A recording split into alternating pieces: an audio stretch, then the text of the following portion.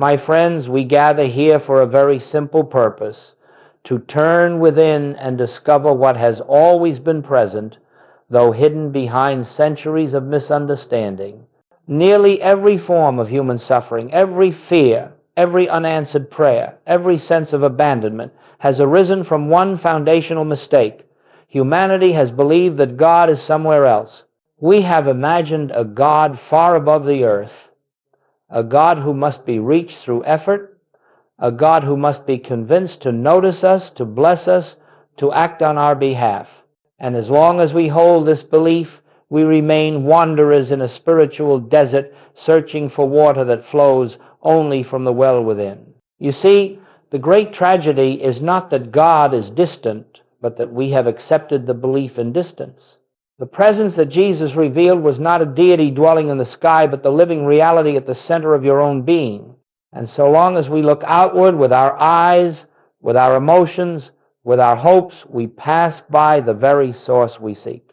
This misconception has shaped religions, shaped theology, shaped our prayers, shaped our fears. Yet Jesus, with such gentleness, turned our attention in another direction when he said, "The kingdom of God is within you." It was as if he was saying, "Look no farther. Stop your searching. The one you long for is already here."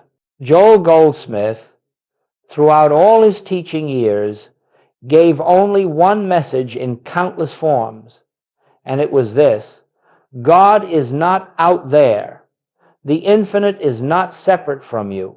The very consciousness by which you hear these words, the very life that beats your heart, is the presence of God expressed as your being. Everything we do today begins with this recognition, not belief, not hope, but recognition. For to the degree that you believe God is elsewhere, to that degree you experience separation. And to the degree that you recognize God as the essence of your own life, you begin to awaken to the truth that has been present all along. So let us begin here quietly, honestly, without strain. Let us acknowledge that perhaps the problem has never been that God is silent, but that we have been listening in the wrong direction. Let us open ourselves to the possibility that the kingdom we have pursued with such effort is not a destination to reach, but a reality to uncover. The presence is here. The presence has never left. And as we move deeper into this teaching, you will find that the distance you have felt between yourself and God dissolves not by effort, but by realization. This is the beginning of our journey today. Let us continue now with the words that stand at the very foundation of all spiritual awakening. When Jesus declared, "The kingdom of God is within you," he was not offering poetry, nor metaphor, nor an elevated moral encouragement. He was speaking a literal spiritual truth, one so revolutionary that even after 2,000 years, most of the world has not allowed itself to believe it. Humanity has searched for the kingdom in churches, in rituals, in holy places, in sacred books, in emotional experiences, and yet Jesus pointed quietly to an inner dimension that cannot be found by the senses at all. If the kingdom were something outward, you could find it with effort. You could walk to it, study your way into it, behave your way into it, repent your way into it. You could observe certain practices, follow certain rules, give certain offerings, and perhaps one day attain it. But Jesus denied all such notions with a single sentence. The kingdom of God does not come with observation. You cannot see it with your eyes. You cannot locate it in a place. You cannot discover it in time. For it is already here, and it is already complete, residing not in the world around you, but in the depth of your own being. This is why so many seekers remain seekers. They strive outwardly for what exists inwardly. They pray for a God they imagine to be far away. They fast, hoping to attract divine attention. They plead for blessings, believing the kingdom must descend from heaven. But the Master said no such thing.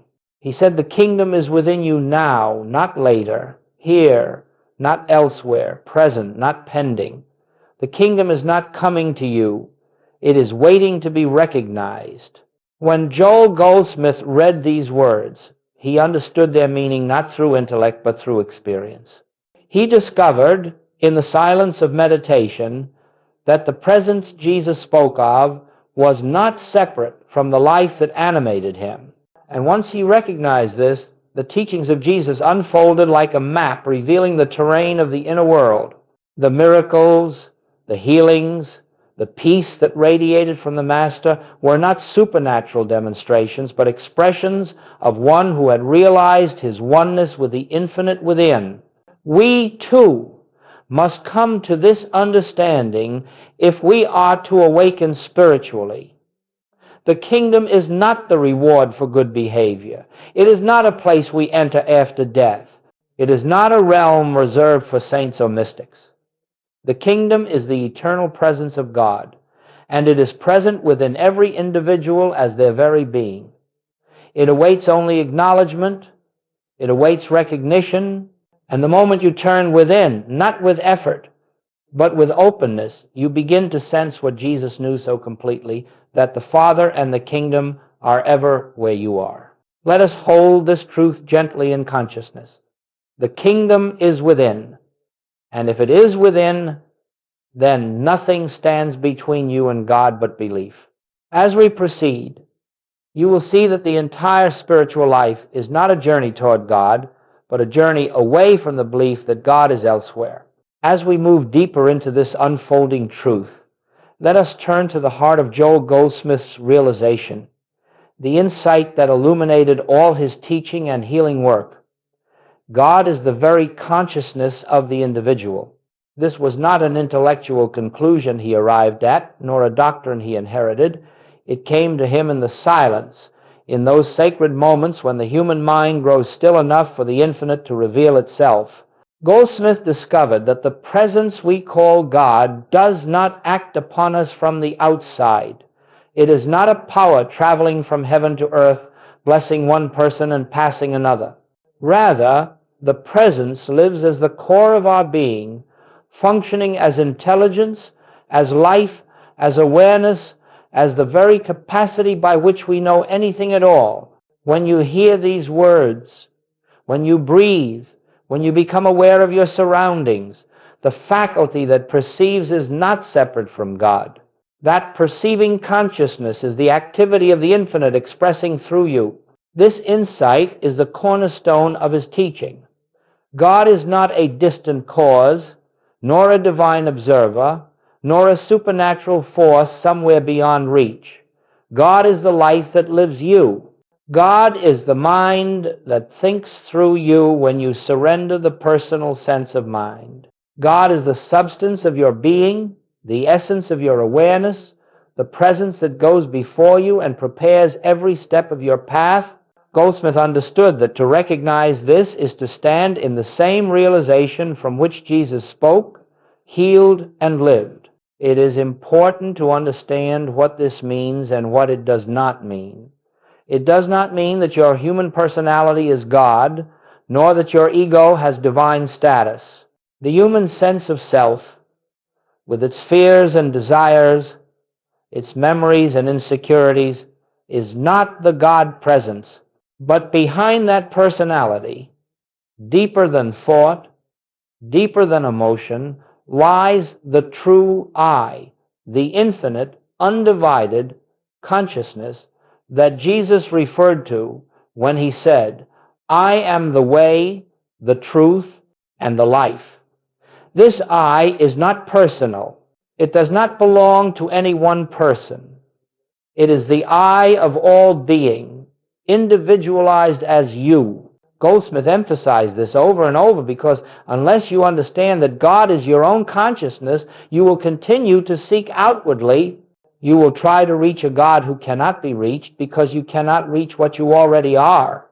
And so your prayers will be filled with effort, your spiritual practices will be filled with striving, and your heart will be filled with longing for what has never been absent. To recognize that God is the consciousness of your being is the beginning of liberation. It frees you from the belief that you are a separate creature trying to find favor with a distant creator. It frees you from fear, for the presence that governs the universe is the presence that is living as you. It frees you from loneliness, for the infinite cannot be apart from its own expression. It frees you from dependence on external conditions, for everything external is but a form revealing the inner substance of consciousness. Goldsmith never sought to convince or to convert. He simply invited students to experience this truth within themselves. And when they did, something remarkable occurred.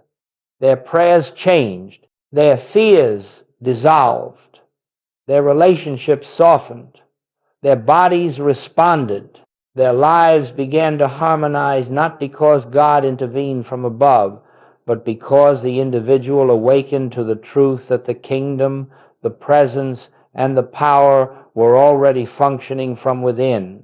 This, then, is the meaning of God as your own consciousness. Not that you own God, but that God expresses through you as your very capacity to know, to perceive, to live. And as this becomes the center of your awareness, life itself becomes the classroom in which the infinite teaches you, moment by moment, that it has never been separate from its creation. Let us look now at the great obstacle, an obstacle not placed by God, not imposed by circumstance, and not rooted in reality at all, but arising from the human mind's own conditioning. This obstacle is the belief in separation. It is this belief, and only this belief, that creates the sensation that God is far away, that heaven is distant, that help must come from some power beyond ourselves. And yet, the truth is that God has never moved. God has never withdrawn. God has never withheld. What we experience as distance is nothing more than the mind's habit of seeing itself as a separate, isolated self. From birth, we are taught to identify with the body, the personality, the name, and the history attached to that name. We are taught to believe that we are independent creatures, existing apart from the source that formed us. And so the mind begins life with a fundamental error. It sees itself as the center of existence, and God as an outside power whose attention must be sought, whose favor must be earned, whose presence must be invoked. But the moment we accept this premise, we begin to live inside an illusion. For if you believe you are a separate self, you cannot help but believe in a separate God. And if you believe in a separate God, you cannot help but feel abandoned during moments of suffering, nor can you help but strive endlessly to reconnect with a presence that never left you. The human mind creates the very distance that it then tries desperately to overcome. Joel Goldsmith taught that the human or mortal mind is not an entity, but a bundle of conditioned beliefs, beliefs inherited from culture, religion, family, and collective consciousness. These beliefs create a picture of life in which you seem to stand here and God seems to stand there. But this picture has no foundation in reality. It is a dream of separation. It is the dream from which we must awaken. The sense of separation shows itself in many subtle forms. It appears as fear, the fear that something can threaten us because we believe we are apart from the infinite life. It appears as guilt, the belief that we have offended a God outside of us. It appears as loneliness, the aching feeling that we exist as isolated beings craving connection. It appears as striving to be spiritual, striving to be worthy, striving to reach heaven as though heaven were ever, anywhere, but within the depths of our own being. Yet Jesus never spoke of a God apart from us. He said, I am in the Father, and the Father in me. And he prayed that we would know the same truth, that they may be one, even as we are one. The unity is already there, but the human mind cannot see it because it believes in a self that has never been real. You see, the task is not to create oneness. The task is to dissolve the belief in twoness. When the mind's habitual identification with the separate self loosens, even for a moment, a great stillness opens. And in that stillness, the sense of separation begins to fade. You realize you are not standing apart from God, you are standing in God. You realize you are not searching for a presence, you are living as its expression. You realize that the very I you have been referring to your whole life is not the personal I, but the infinite I that was never born and will never die. Goldsmith often said that the spiritual path is not adding truth to ourselves, but removing the beliefs that conceal it. Separation is not a reality to be overcome.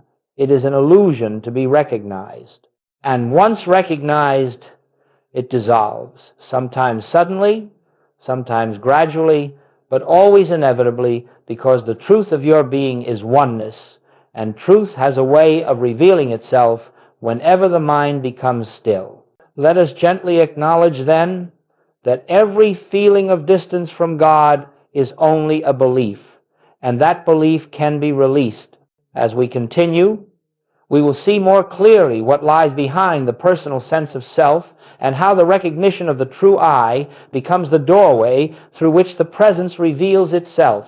Let us now turn to the most sacred point in all spiritual realization, the nature of the true I. For until we understand what this I is, we will continue to live from a false identity, and a false identity can never perceive the kingdom of God. When Jesus spoke the words, "Before Abraham was, I am," he revealed a truth far deeper than history, deeper than personality, deeper than time itself. He was not speaking of the man Jesus. He was speaking of the eternal I, the infinite identity that exists prior to birth and remains after the dissolution of the body. This I is the same I that is present within you now. It is not the personal self that says, "I am tired," or "I am afraid," or "I am lacking." That self is the product of the human mind, the temporary mask worn by the infinite. The true I is silent, immortal, untouched by experience, unchanged by circumstance. It is the divine center of your being, the individualized expression of God as you. When you say I, without attaching any adjective, any story, any label, you are touching this pure center, infinite being, appearing in the form of your consciousness. Joel Goldsmith dedicated his entire teaching ministry to helping students discern the difference between the I of the personal sense and the I of spiritual identity. The personal I is formed by memory, shaped by conditioning, and limited by fear. It lives constantly in reaction to the world. It struggles, strives, resists, and seeks approval. This personal I believes in separation because it was born from separation. It is the sense of self the world gave you, and it is not your true identity. But deeper than the personal, far deeper, there is the I that does not change. This is the I that witnesses your thoughts, yet is not made of thought. This is the I that observes your emotions, yet is not touched by emotion. This is the I that lives your life without effort, beating your heart, breathing your lungs, sustaining the flame of consciousness without your participation. This I is the presence of God expressed as your being. And every time you rest in that inner stillness where no thought defines you, you are resting in the I that Jesus revealed. It is the sense of self the world gave you, and it is not your true identity. And Goldsmith understood this as the universal truth of all being, not a privilege reserved for the master alone. And every time you rest in that inner stillness where no thought defines you, you are resting in the I that Jesus revealed. And this is the I that speaks, lives, and moves as the presence of God. But deeper than the personal, far deeper, there is the I that does not change. This is the I that witnesses your thoughts, yet is not made of thought. This is the I that observes your emotions, yet is not touched by emotion. This is the I that lives your life without effort, beating your heart, breathing your lungs, sustaining the flame of consciousness without your participation. This I is the presence of God expressed as your being. Let us hold this gently. The true I of your being is the I of God. And when this becomes the center of your awareness, the illusion of separation fades and the presence becomes a living reality in your daily life.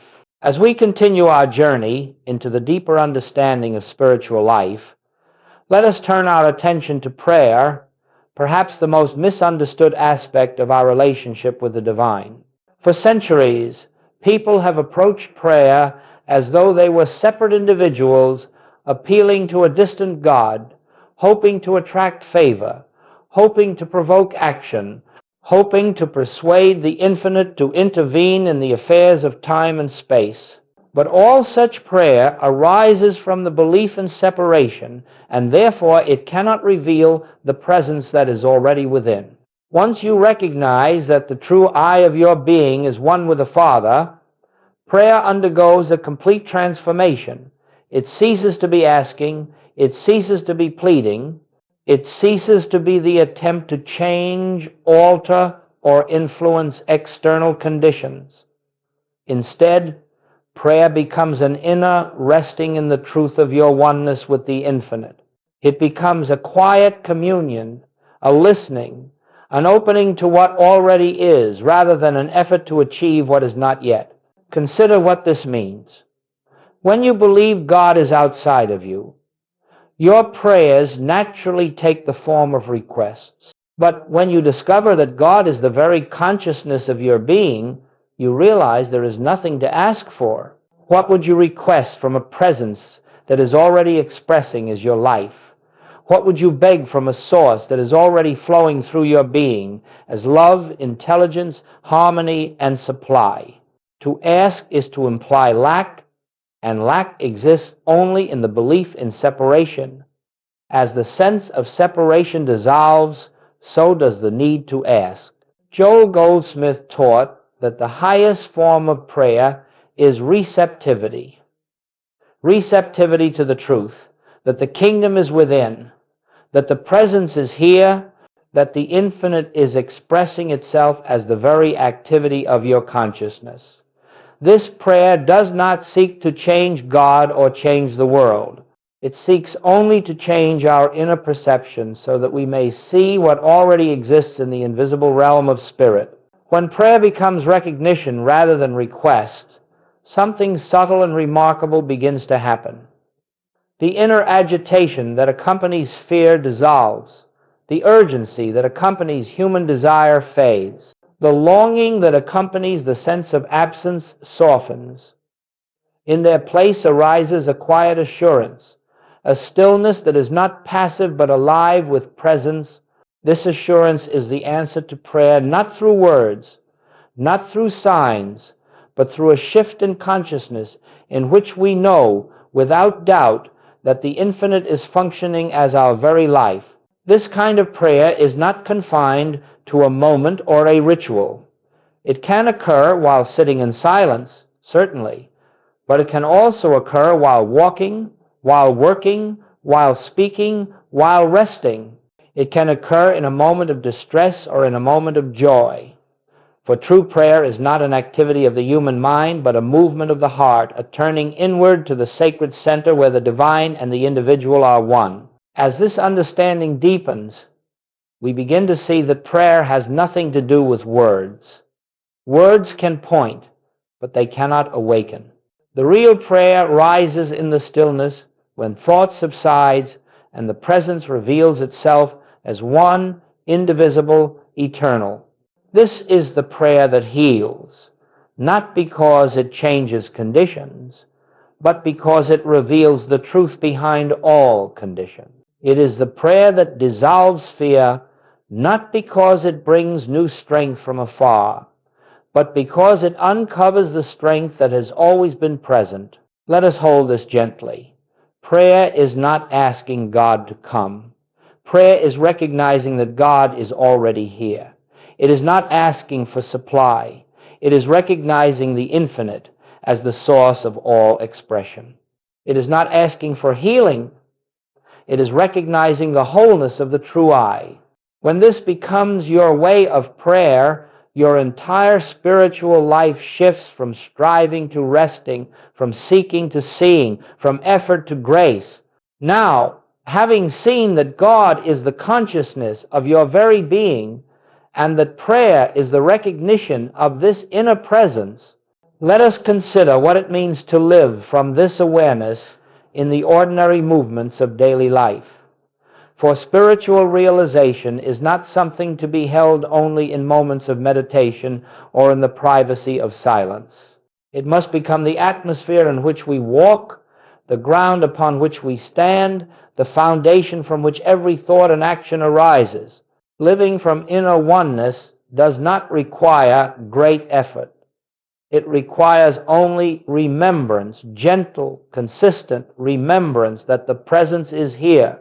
When you rise in the morning, before thought rushes to take hold of the day, pause for a moment, not to recite anything, not to practice anything, but simply to acknowledge the life that animates me is God.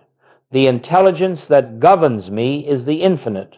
The I that lives this day is not the personal I, but the spiritual I.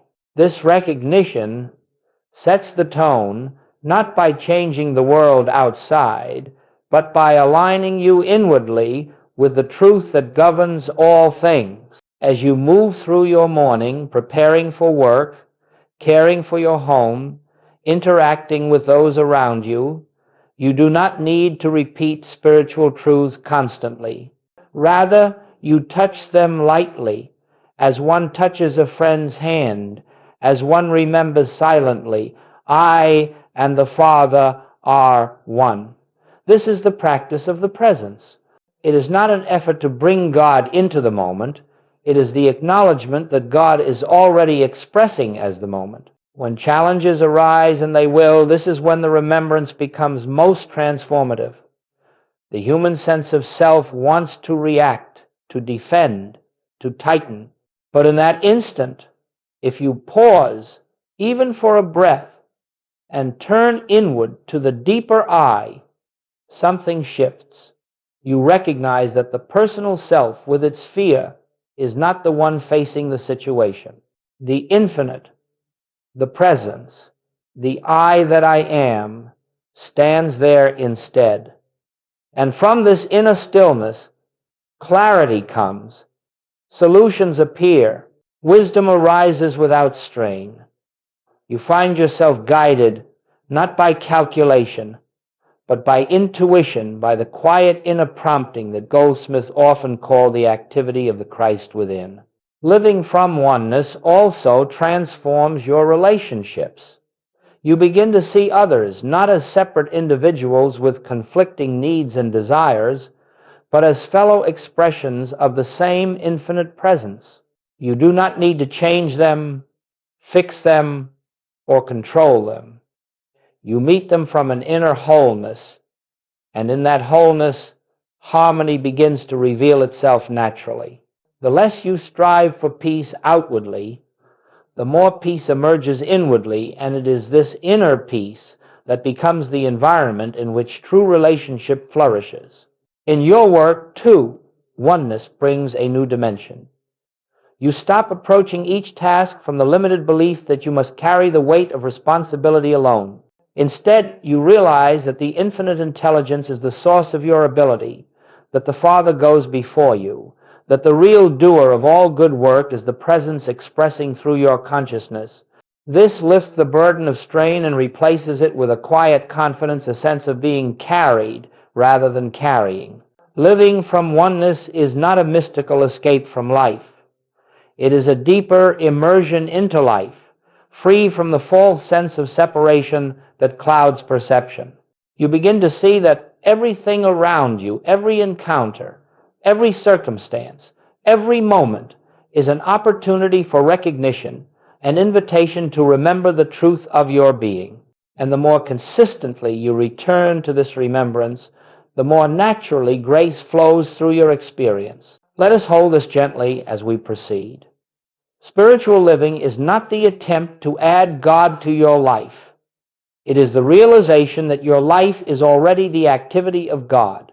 And when this awareness becomes the quiet center of your days, you find that harmony, wisdom, and peace unfold without effort, for they are the natural expression of the presence when it is recognized.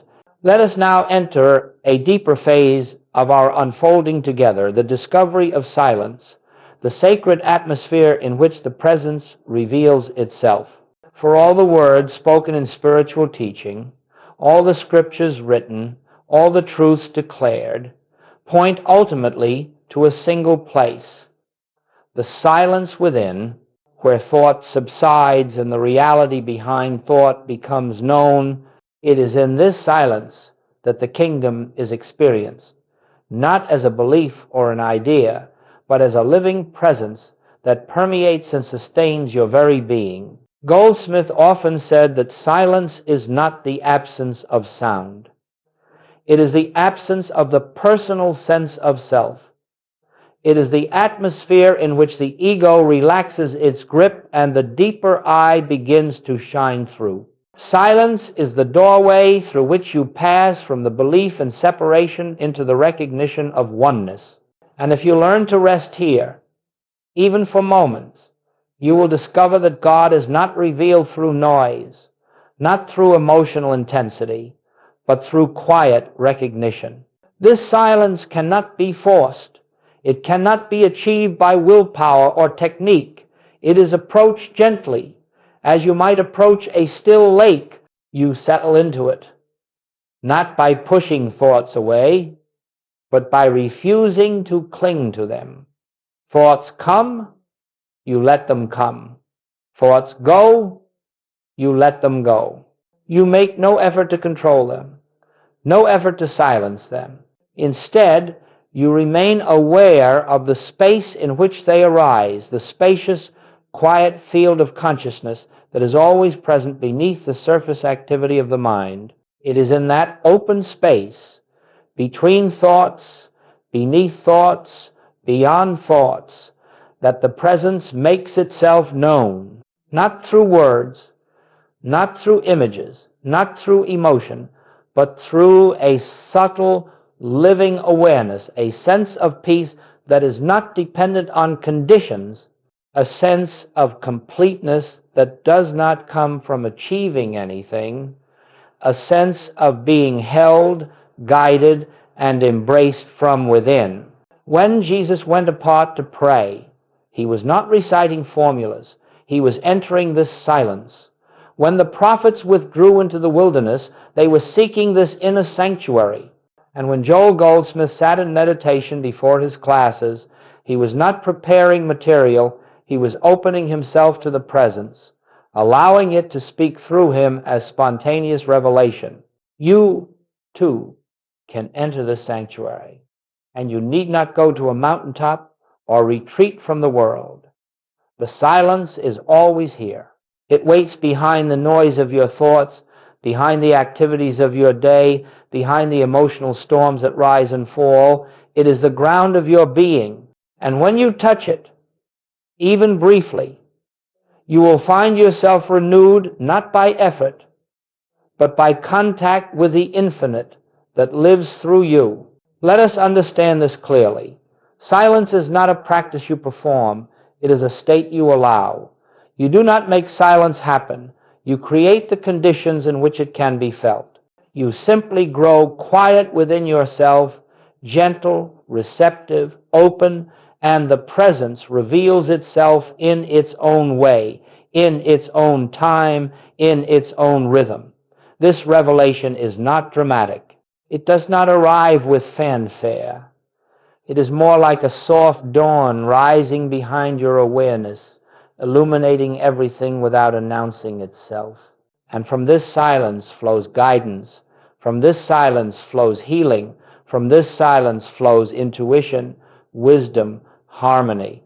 Not because you ask for these things, but because the presence, once recognized, expresses its nature effortlessly. You begin to live not by outer striving, but by inner unfolding. This is the life of grace. This is the inner sanctuary. This is where God is found, not outside, not above, not beyond, but here in the quiet depth of your own being. Hold this truth gently.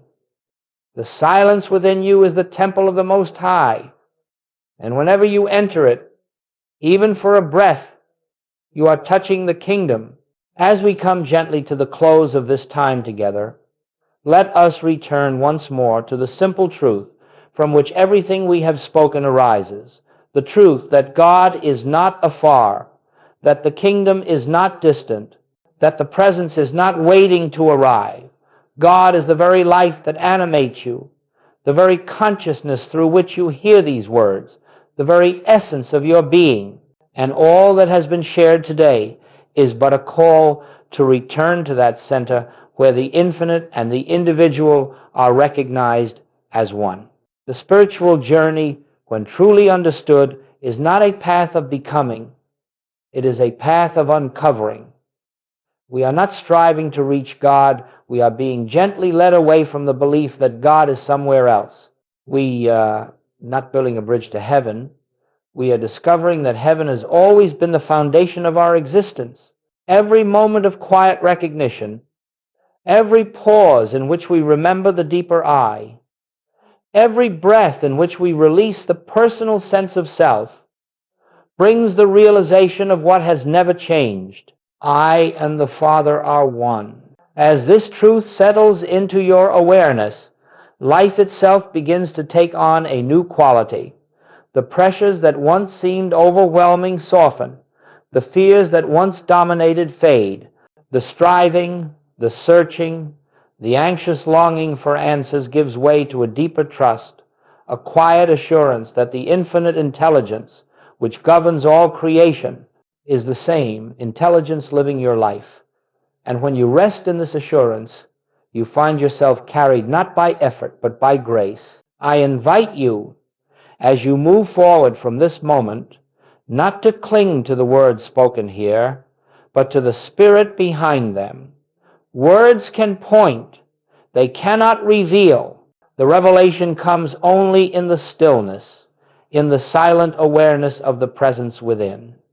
It comes when you take a moment in the midst of your day to turn inward and remember the kingdom is here.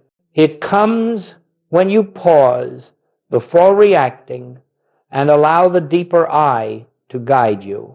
It comes when you release the belief that you face life alone and recognize the infinite as your constant companion, your source, your very self.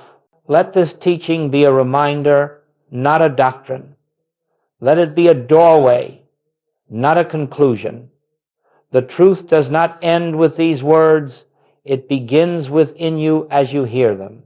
For the presence is alive, and it is ever seeking expression through your awareness. If you will simply allow it quietly, gently, humbly, you will discover that the life you thought you were living alone is, in fact, the life of God unfolding as you. And so let us leave quietly, carrying with us not new ideas, but a deeper realization that God is not out there, that the kingdom is not far off, and that the true I of your being is the infinite appearing as your consciousness. Live from this center, return to it often, and you will find that peace, harmony, wisdom, and grace rise naturally from within, revealing the truth that has always been. The presence is here. And it is I